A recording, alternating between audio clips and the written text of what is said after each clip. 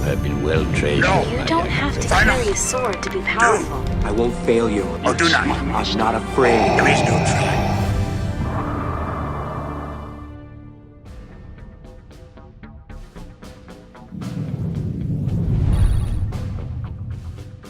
Hello, welcome to the Chance Cube presentation of House Rules Gaming Round 2. My name is Kyle Sorensen, and I'm joined by... I'm Seth Taylor. Today's matchup, we have Elite Luke Skywalker paired with Kanan Jarrus versus Elite Darth Vader Dark Apprentice paired with Captain ePhasma Ruthless Tactician. While we're sitting here waiting for them to get set up, we'll just go over the battlefields. For Luke Kanan, we're looking at Obi-Wan's hut. Give a blue character one shield or spend one resource to give a non-blue character one shield. Then we have Emperor's Throne Room expected here with the specials. So we turn one of your die to a side showing a special and resolve that die. So going into this match, what do you think the key opening plays should be for both of these players? You know, again, I think that we saw this deck was really popular here with the ePhasma Vader, and there was a reason for that. I think that early on it would be exciting.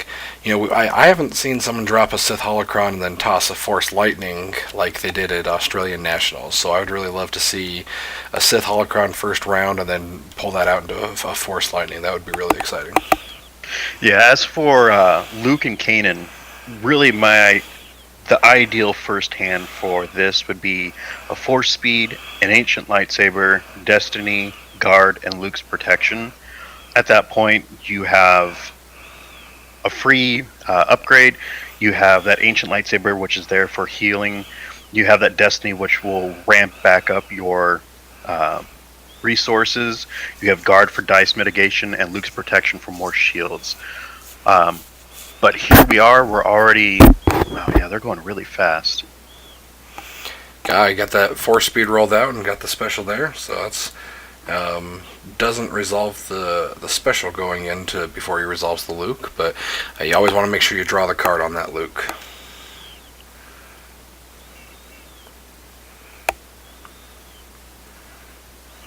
So as it is, we now have two resources being paid to play Concentrate, and we see him focusing the 2 Luke dice into 2 melee damage, so now we're looking at 4 total melee. But there we just saw Doubt being played, and that Luke die was turned into a 1 resource, and here we are seeing him play the 1 shield dice from Kanan, and it looks like he doesn't actually use the ability for Kanan to be able to use or activate one of his dice prior to another action. But here we are now seeing ePhasma rolled out, and this round is truly just off to the races with Guard being played. We see the other Luke melee being removed for both a Vader and a ePhasma dice being removed. You know, in this, and he didn't roll it, but man, it would sure be nice to be able to guard 3 dice in that situation, especially that first turn. Oh, and I'm sorry, it looks like I misspoke. I thought I saw a special on that Force Speed, but it looks like that was incorrect. Yeah, but there we go. He just claimed the battlefield, so now Luke has 2 shields and full health. And here we are, the end of round 1. Everybody's still full health. Truly, the way that I see it, Luke has to survive at least 3 rounds to have a fighting chance against this Vader ePhasma deck. While both of them are extremely close in health, Vader ePhasma has just an absolute upper hand when it comes to damage. And here we see the opening play being Shoto Lightsaber onto Luke. We saw that the battlefield went to Luke in this situation. Oftentimes with that Obi-Wan's hut, they're hoping to play against a team that has no blue characters, and here it's not too bad of a pairing. Vader can still get those shields, so that's not too big of a disadvantage here. One other thing to note is, with playing Luke, when you do activate him, you do get to draw a card. We've seen now the past 2 rounds that hasn't actually been taken advantage of, as well as Kanan's ability to resolve a dice before an action. Yeah, now this time he just did, so I'm glad to see that, because I agree with you. I think that you're just shooting yourself in the foot if you don't resolve that Luke's ability every time. So this time he did do the 2 damage and remove the shields with Kanan's die before he activated Luke. I just love that Kanan's ability, and I don't know, you tell me, Kyle, but I can't see a situation that I wouldn't want to use, almost would always want to use Kanan's ability. Yes, truly. I mean, if you've got especially 2 dice, as he currently had with Kanan, where one is melee and one is a focus, you definitely want to use that ability both times to be able to get that extra resolve in. And here we see them currently looking over dice and deciding which move to go with next. But there we go. We see the first bit of damage, and now Luke has lost his shields and down to 7 health. And there we go, we see the focus of Luke's die. Once again, Kanan's ability could have been used there, if I'm not mistaken. Yeah, it looks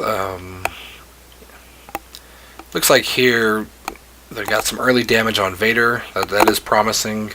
Again, you want to take out either Vader or Phasma, ideally in the first 2, I guess 3 rounds, but if you want to stay caught up with this incredibly fast deck, you're going to want to take out one of those characters at least by round 2.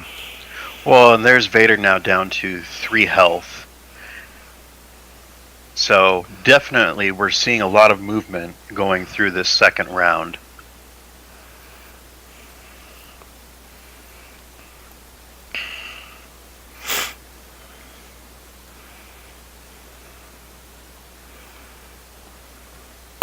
Looks like he just didn't get any initial upgrades out. Getting a 4 speed out first turn and then a Shoto Saber out second turn is a lot better of a start than the upgrades by the Vader Phasma deck here.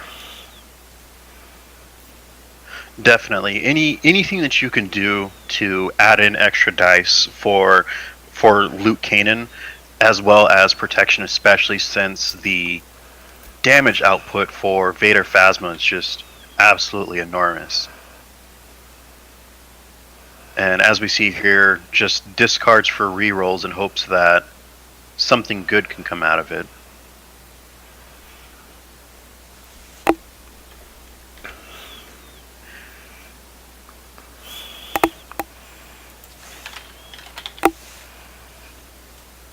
And here we see heroism, so that way Kanan is now taking the 2 damage that was rolled out by Phasma last time. It's a good play. Truly a great play to ensure that Luke survives just a little bit longer. And now we see new orders. One interesting thing about this play here is I could be mistaken, but the Luke Kanan deck looks like he discarded a deflect. And maybe that's because he knew that he wanted to play his Shoto Saber and use both of his resources that turn. But I just hesitate to see discarding a deflect against a Captain Phasma deck, so I was a little bit surprised there. Yeah, I mean, definitely you want to do as much mitigation as humanly possible. And we saw him claim the battlefield, take a shield, and then lose the shield, and then take further damage. So now Luke is down to 2 health as we're going into the upkeep. I mean, really, things are getting pretty close between Luke and Vader. And there we go with the opening play on round 3. We see Rey's lightsaber being played on to Luke, which gives him an additional shield. That's a smart play. You got that redeploy you're really hoping that you can roll out. Again, I still think, the tactical mastery, that's going to be a little tough there. 2 actions. With the first action, we see, a special melee and additional melee added on.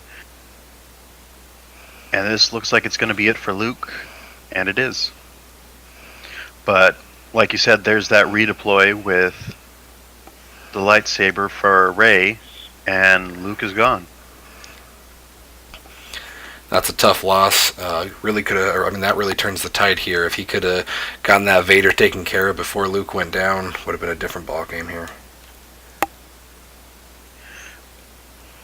So there we see 1 range, 1 shield, I believe, and 2 melee. That melee would take out Vader. And there we go. Kanan did have to take. Oh, yeah, I was going to. Okay, there we go. Kanan did have to take 3 more damage before he could take out that Vader, and that's just a tough pill to swallow. Yes, especially now that you're looking at 9 health on Phasma and 5 remaining on Kanan. It's truly going to be a difficult play throughout the remainder of this round. And there we see range damage and Kanan taking a shield. I wonder what's in his hand that would have kept him from being able to activate Kanan's ability and not play really anything. But here we see a discard for reroll just to try to get a little bit more damage into him. At this point, he lost his battlefield, so he loses out on that shield. And then, worst case scenario, the gentleman can turn to the special and use the Phasma's ability at that point.